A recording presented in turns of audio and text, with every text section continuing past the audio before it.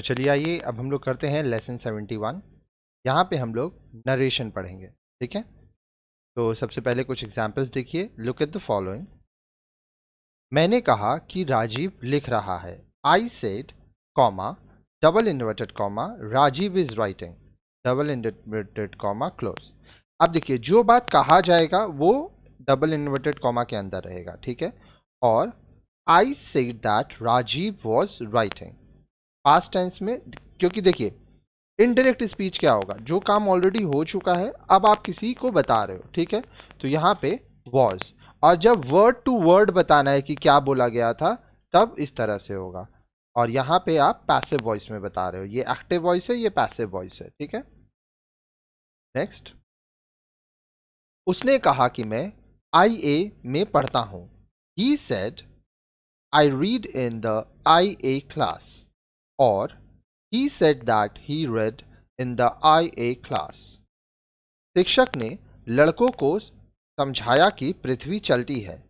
The teacher explained to the students that earth moves, और the teachers explained to the students that the earth moves. उसने मुझसे कहा अपना काम करो। He asked me mind your own business, और he asked me to mind my own business. उसने मुझसे पूछा तुम्हारा भाई कहाँ है। He asked me where is your brother, और he asked me where my brother was. Narration वाले हिंदी वाक्यों में के अंग्रेजी अनुवाद में थोड़ी सावधानी रखनी चाहिए। वाक्य का अनुवाद करने के पहले हमें उस वाक्य को डायरेक्ट स्पीच में इन्वर्टेड कॉमा का प्रयोग कर लिखना चाहिए, और इनडायरेक्ट स्पीच में इन्वर्टेड कॉमा नहीं होता है। फिर उसे हम अंग्रेजी में अनुवाद डायरेक्ट स्पीच में या रूल्स ऑफ नरेशंस का प्रयोग का इनडायरेक्ट स्पीच में कर सकते हैं। जैसे मोती ने मुझे कहा कि मेरी तबीयत अच्छी नहीं है। मोती ने मुझसे कहा मेरी तबीयत अच्छी नहीं है।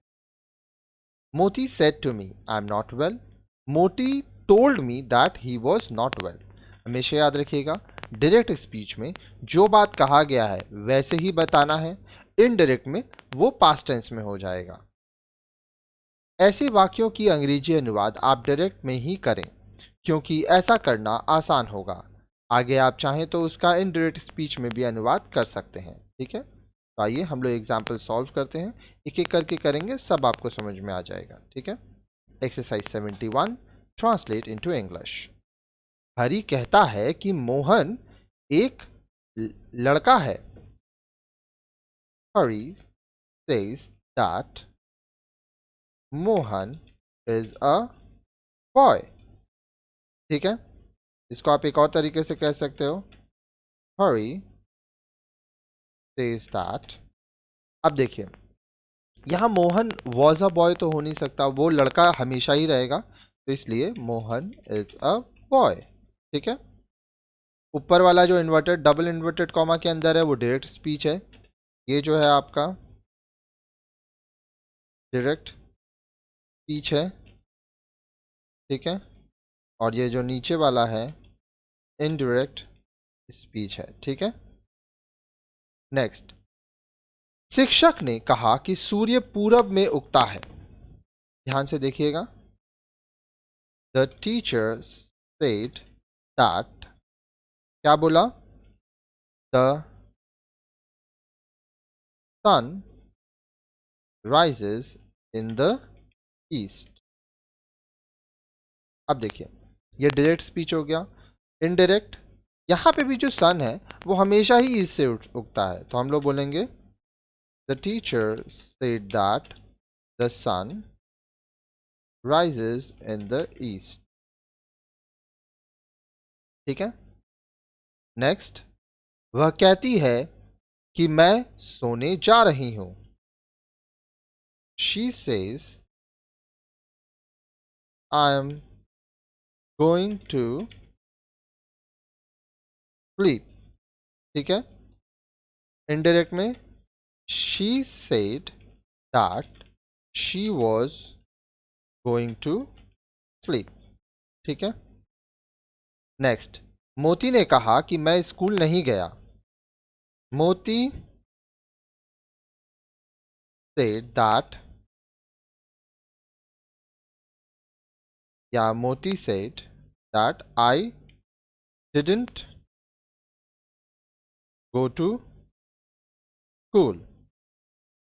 ठीक है, ये डायरेक्ट हो गया। इनडायरेक्ट, मोती टोल्ड या मोती said that he didn't go to school। ठीक है, तुम कहोगे कि मैं फुटबॉल खेल सकता हूं। You will say that I can play football. और यू विल से, क्योंकि ये फ्यूचर में है तो सेम रहेगा। You will say that I can play football. Ram कहता है कि मेरा भाई एक अच्छा विद्यार्थी है। राम सेज दैट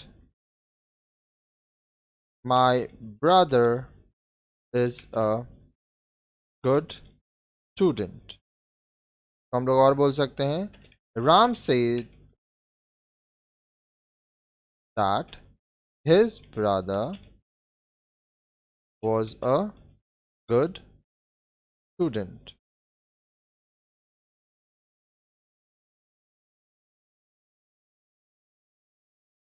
अच्छा, यहाँ पे Ram said that his brother is a good student आप कर सकते हो कि वो तो अभी भी अच्छा स्टूडेंट है। सीता ने कहा कि हरी का भाई बीमार है।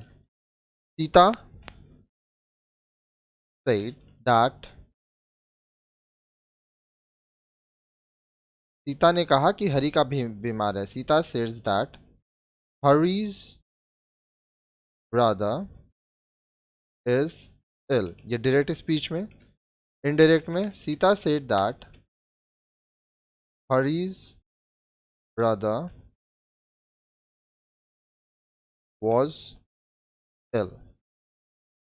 नेक्स्ट, रमेश ने कहा कि वह एक सप्ताह में घर जाएगा। Ramesh said that he will go home in a week। Ramesh said that he will go home in a week। अब यहाँ पे आप एक चीज देखिए, डायरेक्ट और इनडायरेक्ट में सेम है। रीजन क्या है, ये जो सेकंड पार्ट है ये फ्यूचर में होने वाला है। ठीक है, तो हम लोग इसको पास नहीं करेंगे, ये काम अभी होगा। हम लोगों ने कहा कि उसने बाघ मारा है। We said that he killed the tiger। We said that he has killed the tiger। ठीक है,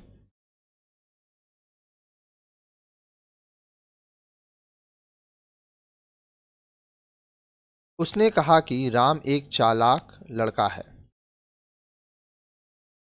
He said that Ram is a clever boy। Said that Ram was, या इस भी आप कर सकते हैं क्योंकि अभी भी वो क्लेवर है, क्लेवर बॉय। ठीक है, रमेश ने कहा कि वह कलकत्ता गया है। Ramesh said that he has gone to Calcutta।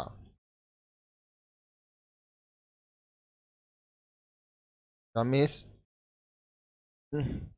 told that he has gone to Calcutta। मैं सोचता हूँ कि वह यहाँ आएगा। I think that he will come here, तो आप इस तरह से कर सकते हो। राम ने मुझसे पूछा कि तुम क्या चाहते हो। Ram asked me what do you want। का इंडायरेक्ट होगा Ram asked me what did I want।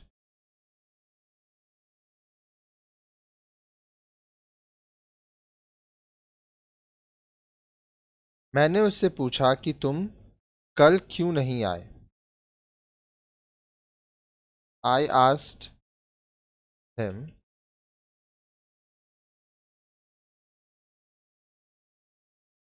why didn't you come yesterday। I asked him that why he didn't come yesterday। Next, उसने कहा कि मेरे सर में दर्द था। He said that मेरे सर में दर्द था। I had a headache।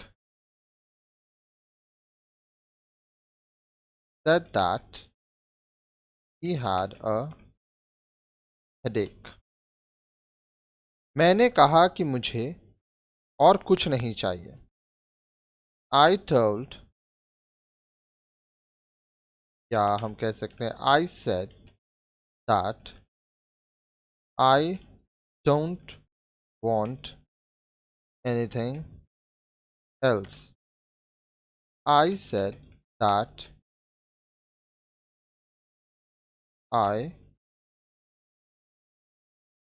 didn't, या I don't want anything else। ठीक है, आगे देखिए। आपने कहा था कि मैं दिल्ली जाऊंगा। You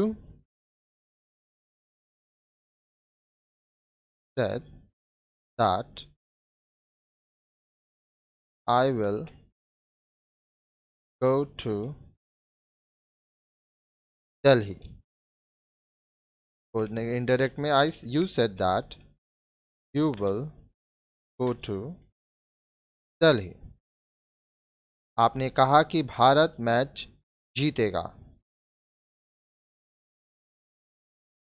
You said that India will win the match। You said that India will win the match। Next, मैं कहता हूं कि भारत अगला मैच भी जीतेगा। I say that